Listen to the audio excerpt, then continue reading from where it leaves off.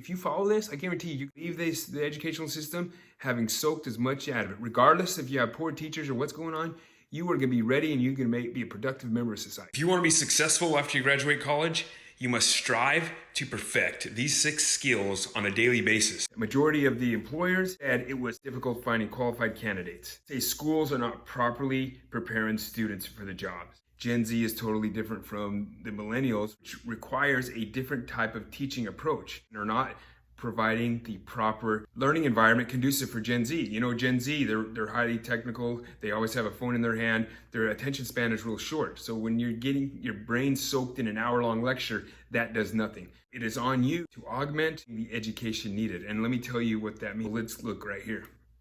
This is what employers want. They don't care about the little paper you graduate with that you have in your hand. Look, I got a diploma in whatchamacallit, who cares?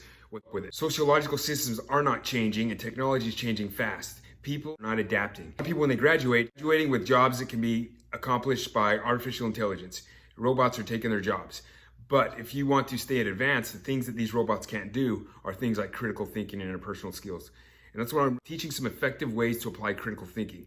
And I want to talk about the brain and the brain dealing with stress and how stress can really shut off your ability to learn. And those are 2 key aspects that I think are going to be really important to set you up for success. If you attend school right now and you just listen to the teacher, let them deposit information in my head and not thinking about it or anything, you will graduate with a little piece of paper that you can go put on your mom's fridge, and that's all it is. It means nothing. If you do not force yourself to develop these critical thinking skills, you don't have the skills needed to be able to compete. So here you are in this nice little journey. You just graduated, you're all excited. You're heading out to get, your goal is to graduate. A lot of you right now, you're not quite sure what you want to do. You're trying to decide, hey, do I want to be this? Do I want to be that? Do I want to be the other?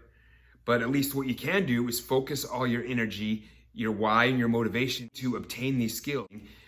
Regardless of what side your degree is going to be in, as long as you have those skills, that's what these employers are looking for. Yeah, maybe that little certificate that says I'm a nurse or whatever gets you in the door, but is it not going to last long if you don't develop these skills? All of your energy, your motivation has to be focusing on developing these skills that are desirable by employers. And you need to own that why.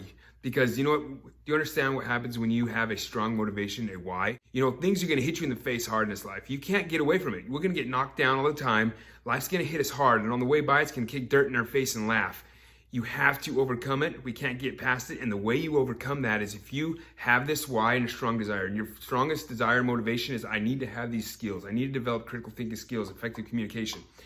That is the only way I'm going to be successful in this life, regardless of how poor of a teacher I have, regardless of what's happening. If I don't focus on developing my skills as a critical thinker, I will not succeed. It's a waste of time to go to college if I don't develop these skills, because this is what our nation needs right now. The first thing is to change your perception of becoming a lifelong learner. Sometimes we have the mindset is it's an event. I graduate high school, boom. I graduate different levels of college, boom, I'm done. Education's done. No, you need to become a lifelong learner. You need to always be learning. Look, daily learning should just be just as important as it is for you to drink that water or eat that food. Approach your educational experience not as a subject, but as experience. We have to take these electives. We hate these electives. Like, I got this liberal arts. These courses that you don't like, you have to take them, but you need to get the most benefit out of them. So do not look at the course as, I have to learn about liberal arts or whatever. Look at it as, this is an opportunity for me to hone my critical thinking skills, my ability to regulate emotions and get better at emotional regulation. So each time you enter a class, look at it and look at the long-term goal and see, how can I learn from this class and how can this class further develop me for becoming expert at critical thinking? Become your own neuroscientist, understanding what is happening in the brain. Because when you understand what is happening in the brain, I found it so easy going through therapy and dealing with stress and PTSD and anxiety. When I could visualize what was happening in my brain, knew what was happening with the engine, I could go in there, I knew where to stop it. I knew where to target. I knew where to cut the line, and so the fuel would never fuel that response. When you have too much stress, your ability to learn is being decreased. All right, come on in. Pull up a chair and have a seat. Meet the brain. It weighs 3 pounds. We're really going to talk about 5 components of it. The prefrontal cortex, and then part of the limbic system, the thalamus, hypothalamus, amygdala, and hippocampus. And then also the HPA, which is the hypothalamus, pituitary gland, and adrenal gland, which is above the kidneys, which is part of a system that releases hormones. You can pause this if you want to read more about this. Let's watch this in action. You have a threat coming in. So the thalamus is supposed to receive the information first. Wait a second, what do we got here? The amygdala has just hijacked the show. It has sensed danger and said we need to activate a fear and a stressor. Then the thalamus is like, hey dude, hang up, why are you doing that? But the amygdala is not listening. He automatically activates the HPA all the way down, pituitary glands pushing it down to the adrenal gland, and they're pumping those into the body.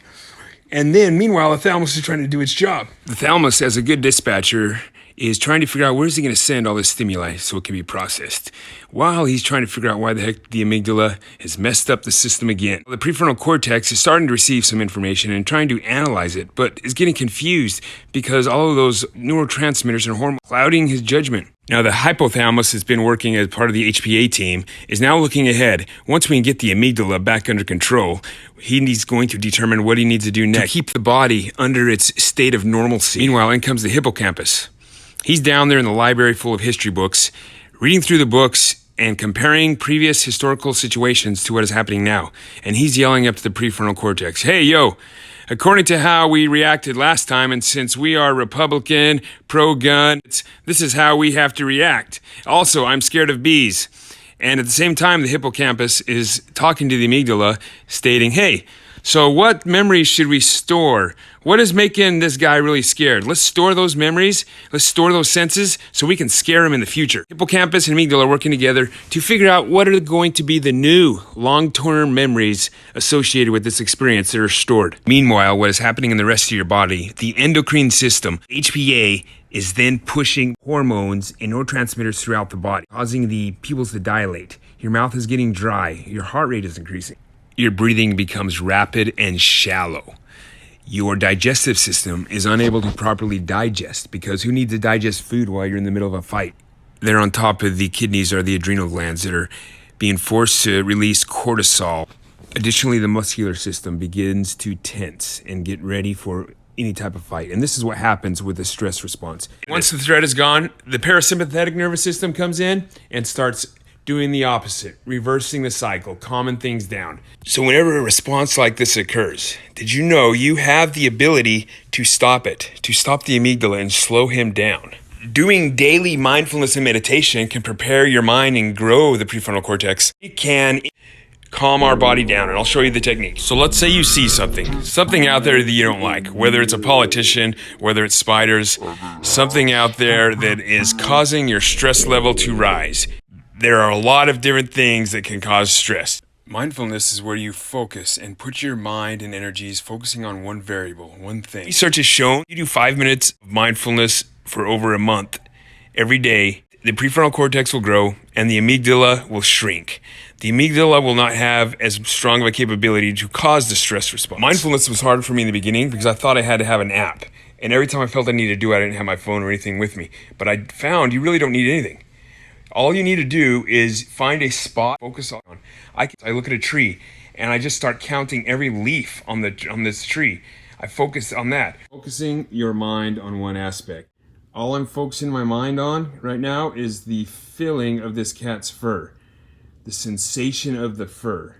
Because really mindfulness is putting one of your senses on something.